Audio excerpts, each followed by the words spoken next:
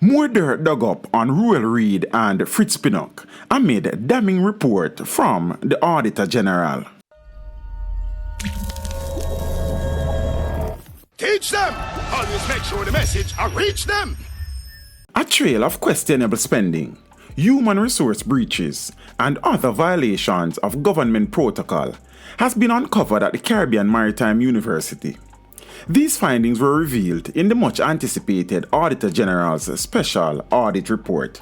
The revelations have again thrust Ruel Reid and Fritz Pinnock into a whirlwind of controversy a week before they are slated to appear before the Kingston and St. Andrew Parish Court on corruption, fraud, and misappropriation charges. Reid's wife Sharon, his daughter Sharelle, and Brownstown councillor Kim Brown Lawrence are also facing related charges.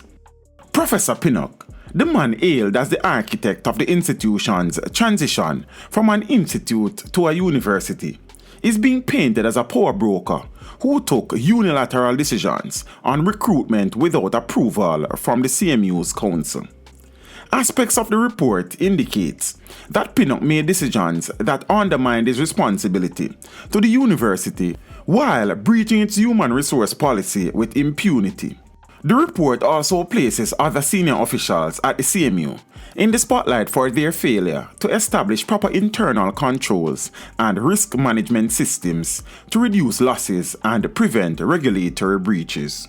Questions have been raised in the Auditor General's report about US $10,440 that had been reimbursed to the CMU president for costs associated with a trip he made to Oxford in England in 2016 to collect an award that appeared to be of a personal nature.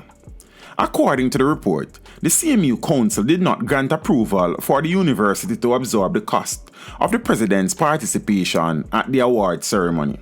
The Auditor General has recommended that the Permanent Secretary conduct an investigation to determine whether the award accords any benefit to the CMU.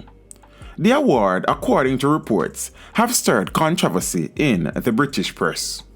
In another eyebrow-raising revelation, the audit uncovered payments amounting to $2 million made by the university for close protection services for Reid, but the institution's records showed no basis for the expenditure.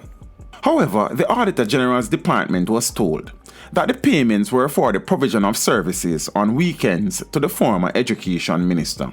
The Hyacinth Bennett-led CMU Council appeared to have been sleeping on the job, as the report indicated that the Oversight Board failed to implement the required systems to facilitate periodic and independent audit reviews.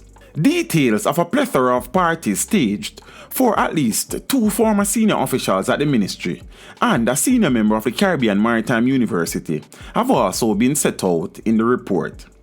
And it appeared that the Education Ministry sought to cover its tracks when it designated payments amounting to more than $400,000 for a party for the embattled CMU president on the 16th of August 2018 as expenses for an official meeting. A conflict of interest was also identified by the Auditor General's team, in which an officer of the Education Ministry solicited contributions from the owner of an entity with which the ministry does business. The business owner was a partner to the ministry's CAP program, being the largest recipient over the 2017-2018 and 2018-2019 academic years, committed to fund the party. Review of the ministry's documentation indicated that the function was held. Public officers are forbidden from soliciting or accepting gifts in accordance with Section 4.3 of the Staff Orders of 2004. On another major issue, the report said it saw no evidence that the company contracted to supply sandwich panel and other materials for a new $701 million student block at the CMU was legally registered. It said that the CMU paid the full cost of US $621,132 for sandwich panels, despite the absence of a formal contract, bank guarantee, or irrecoverable letter of credit to secure the CMU's interest. The amount reportedly exceeded the 50% deposit provided under the government's procurement guidelines. Further, the amount paid to the company was $45 million in excess of the quoted figure of $80 million, for which the permanent secretary granted approval for use of the direct contract methodology under emergency by way of correspondence dated the 9th of April 2018. The report indicated that the CMU started payment for the construction works in September of 2017.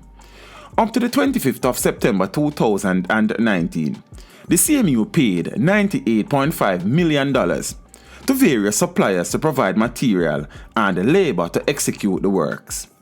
However, CMU did not present the requisite building plans for the construction from the Kingston and St. Andrew Municipal Corporation.